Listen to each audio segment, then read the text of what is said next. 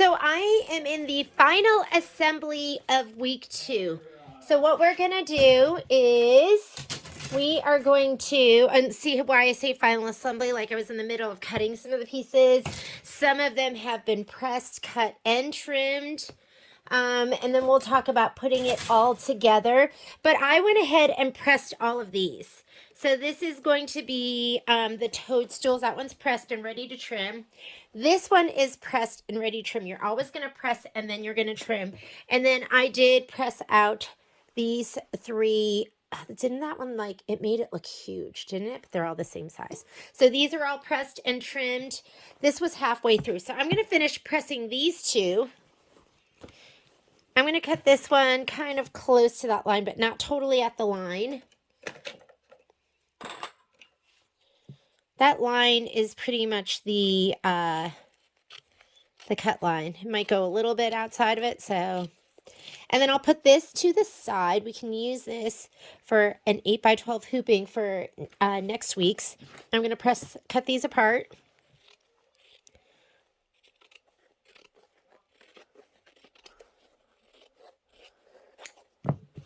Okay, iron is heating up.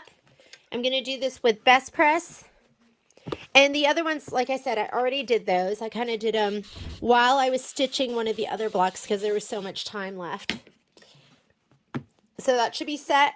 First, I'm going to look at the front, see if anything's directional. It is not. So in that case, I'll just press one direction.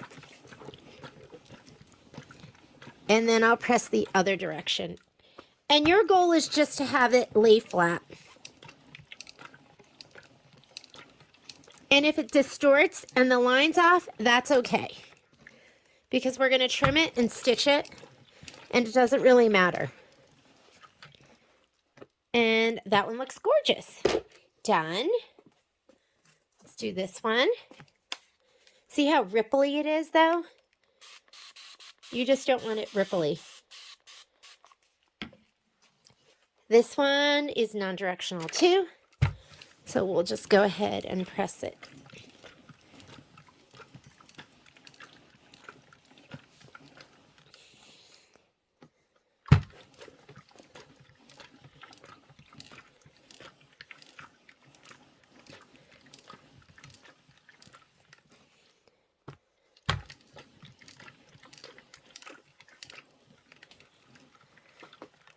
Okay, we're going to trim everything out.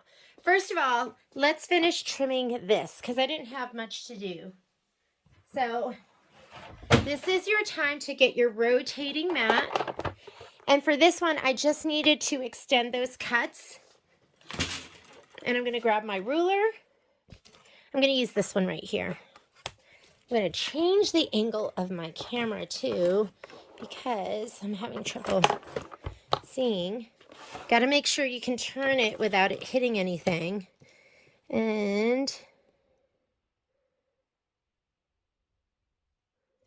that looks good.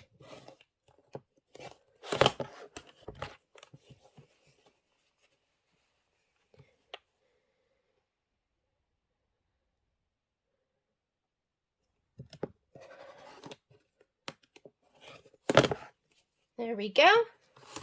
This one is done. Let's go ahead and do the other birdhouse.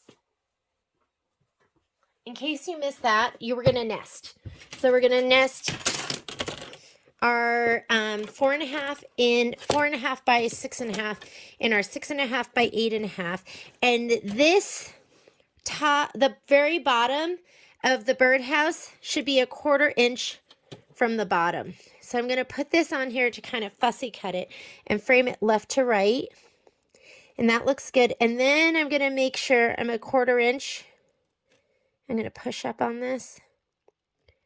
What am I getting caught on? 1/4 inch from the bottom of the post. When I am looking at 1/4 inch from the bottom of the post, what I'm looking at is I have 1/4 inch mark right here to right here. So it should be 1/4 inch from the bottom of this ruler. Ta-da! Although it moved a little bit, but you know what I mean. So let me zoom back out. 1/4 inch, looks good. Then I'm going to check it left to right. That looks good. And then I'm going to cut. Let me look at it dead on. Just kind of move it over a little bit. Oh my goodness, that looks amazing. So I'm going to do a cut left, cut right.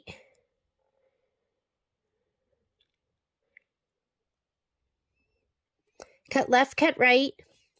Don't cut top and bottom. Cut left, cut right. Does that look right? I feel like... Okay. Cut left, cut right. Do not cut top and bottom. Cut left. Hold everything down when you swing it. Cut right, or now this is another left. Then you're going to take this out. We're going to cut, oops, that hit. Let's see, let's make sure I didn't move it when I hit it. Did I?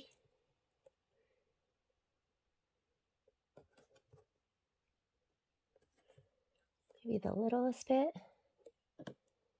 Okay. Now I'm going to cut top and bottom. And then I'll use a ruler to extend those cuts out.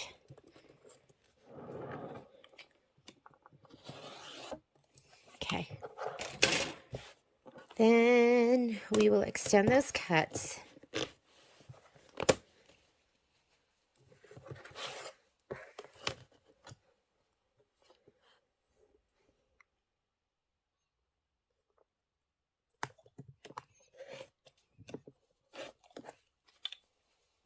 Same thing on the other side.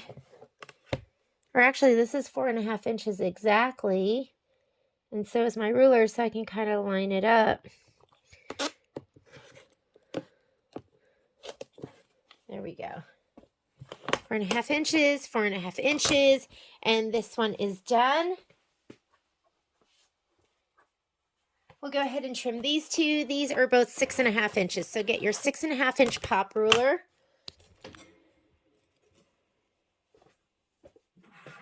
We're going to fussy cut, frame it so it fits the best it can.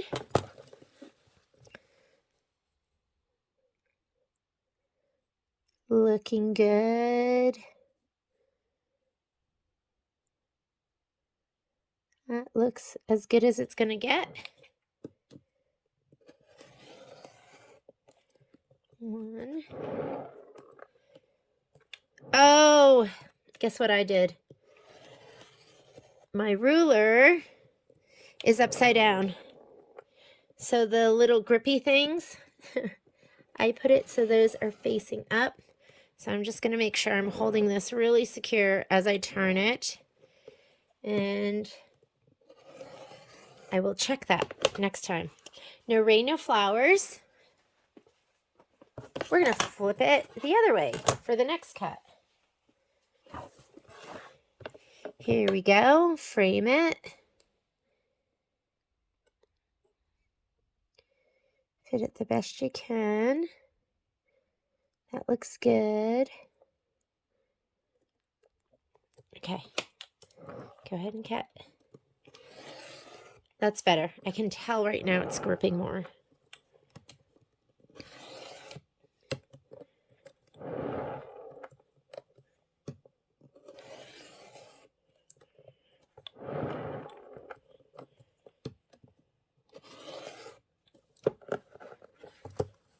Sounds like there's marbles in there that make it roll. I have no idea. Sometimes a good puddle is all you need. I love that Mylar. All right.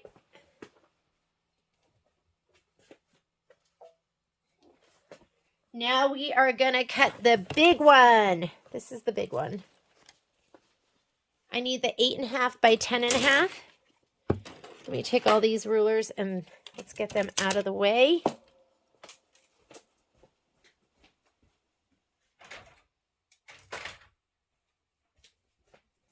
Here's my 8.5 by 10.5.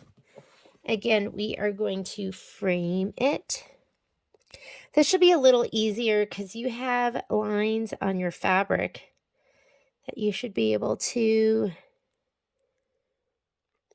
kind of go by too. So I have this blue line down on the bottom. I'm going to kind of focus on that. And let's pull down a little bit, because this really pulled in quite a bit. Okay, I think we're good. Let me move it over a tiny bit.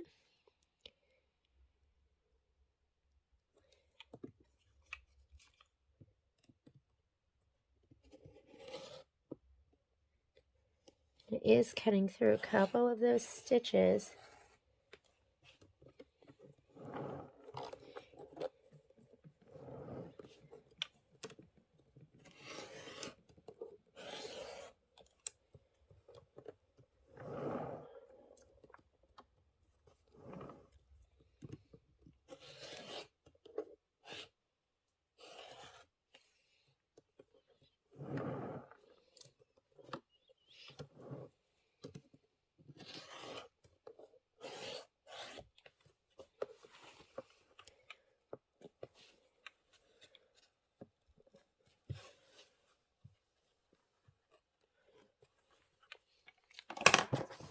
And there you go.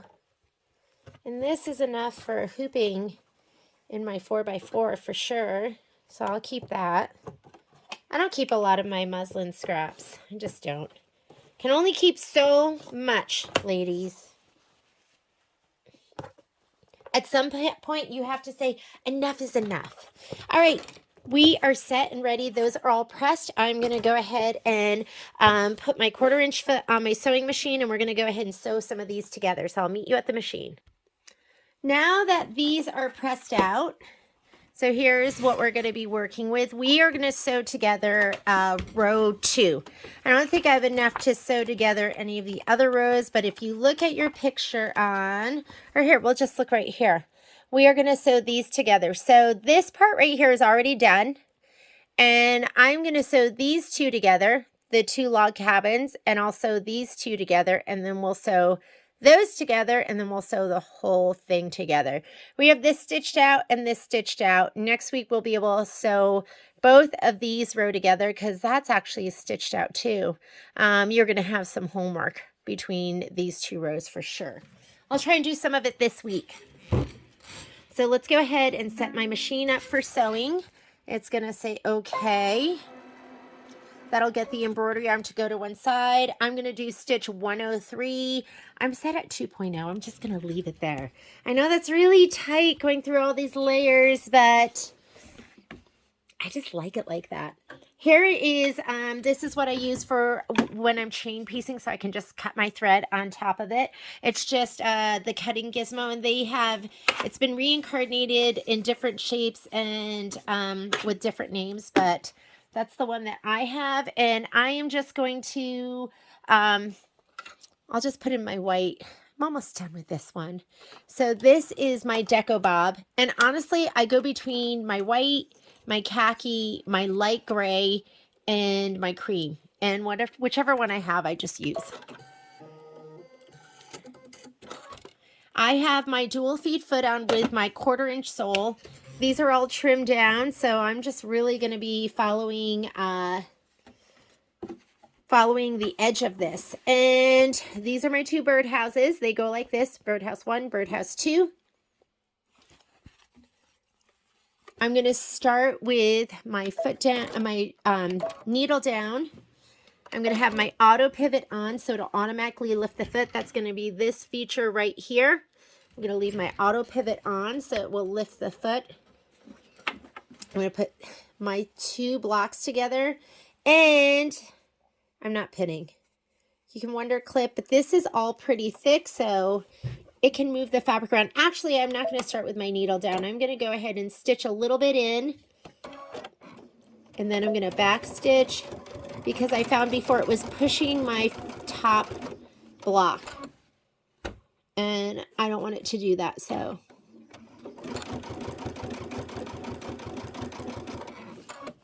make sure those are lined up.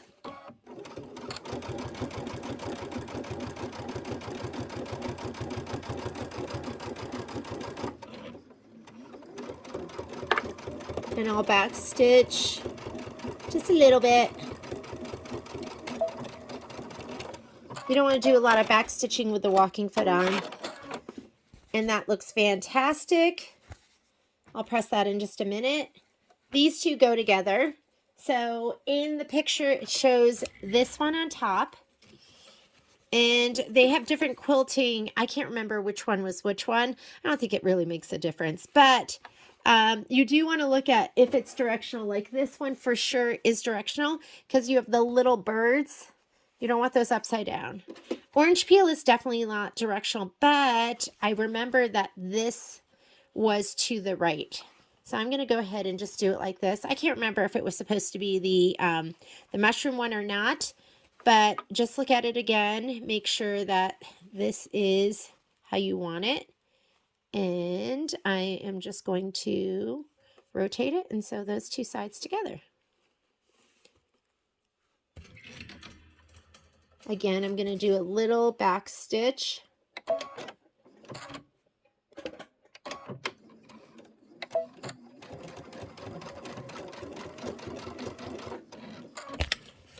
me see if I can get that at a better angle for you, where it is also not in my way. Make sure that iron is hot too, because we are going to press all these seams. And in my first video when I did the assembly, I actually tried to press all my seams to one side. And that didn't, this one is going to get saved for row 4. So just put that one to the side.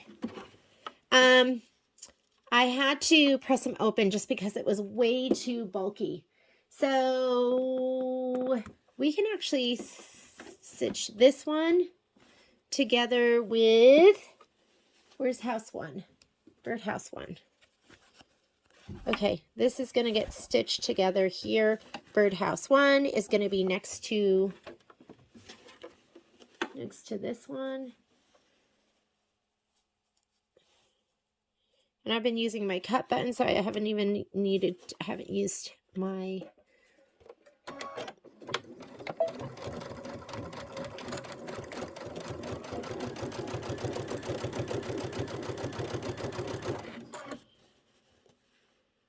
I know I'm going really slowly, but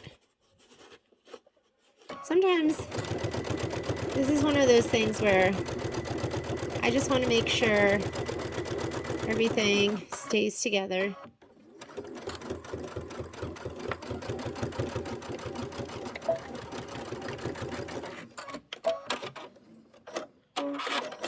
Okay, I think we are where we need to go ahead and press everything. So let's go ahead and press. You need your best press, which I have right here. And what I learned from my ladies, because you know I'm not a huge quilter, is I learned that if you're going to be stitching in the ditch, which I'm going to be doing, you don't want to press your seams open, because when you sew down those seams, you can cut the stitches. However, these are so bulky. They're just really, really bulky. So I'm going to take my chances. I'll elongate my stitch length, and I'll make it a 3. And for me, this is not going to get washed. It's just going to get hung on a wall.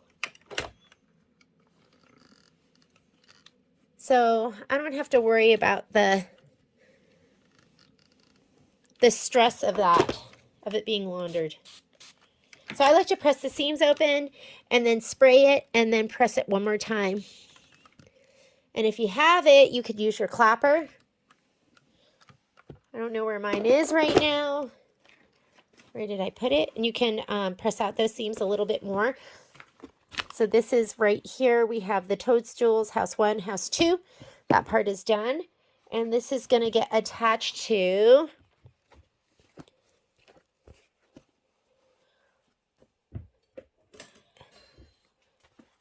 this.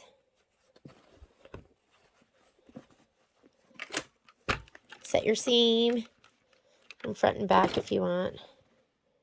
I usually go, oh, they're lucky I even did it from one side.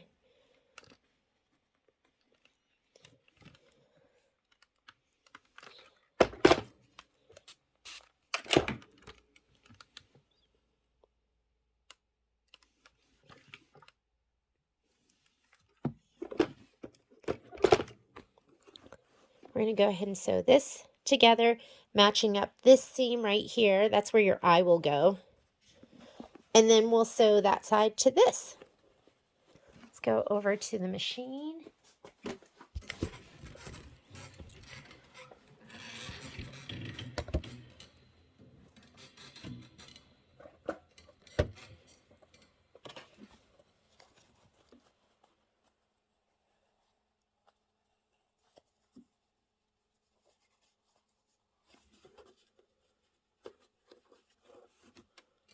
Sorry for the wiggle.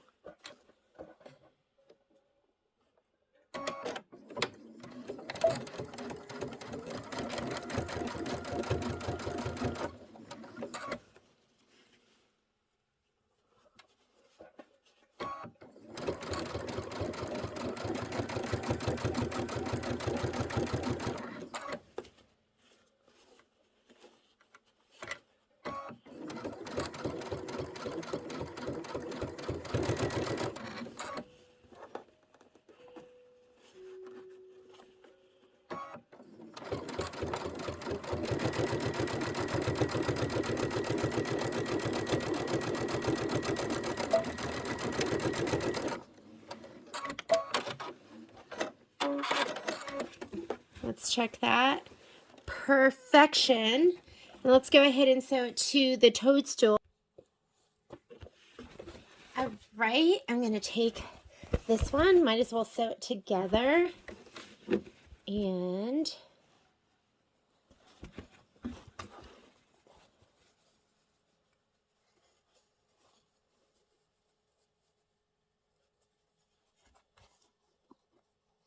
let's match it up. If anything, I would use Wonder Clips because Wonder Clips don't hurt me. Pins hurt me. All right, let's see.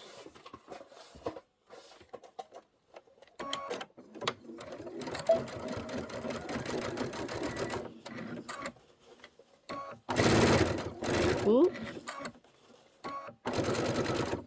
Check underneath, make sure the seam stays open. Looks good.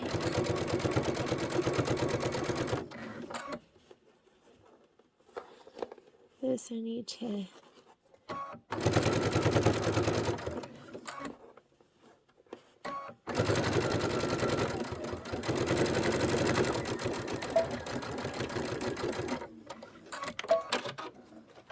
Iron is still hot. Let's go press all those seams open.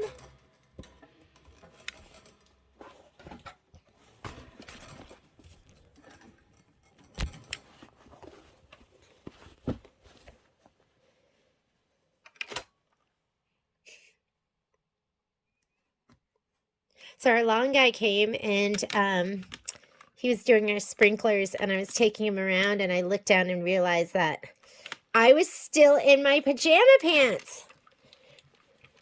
I don't even know what time it is. All day is pajama time when I'm not leaving the house.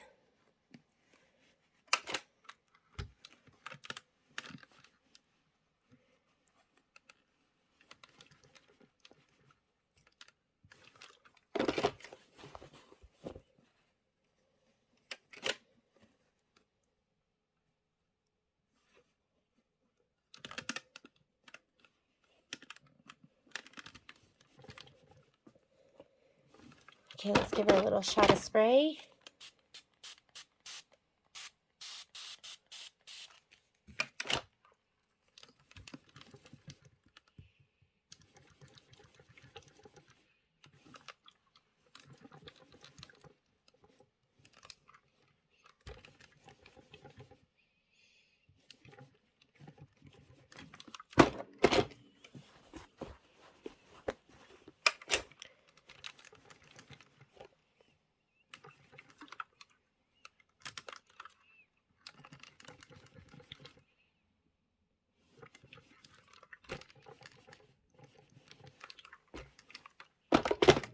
And here is row 2. Can't get any cuter than that, can you? so adorable. So next week we're going to get together and we are going to be stitching out. So we have both of those done, but we're going to have to do the boots. We're going to have to do the wagon and the flower pot. So we will most likely have time for, maybe we'll do 2 of the boots and then your homework will be the other side and the middle one. We'll do the wagon and we'll do a flower pot. And then we'll see what else we can get done for our homework.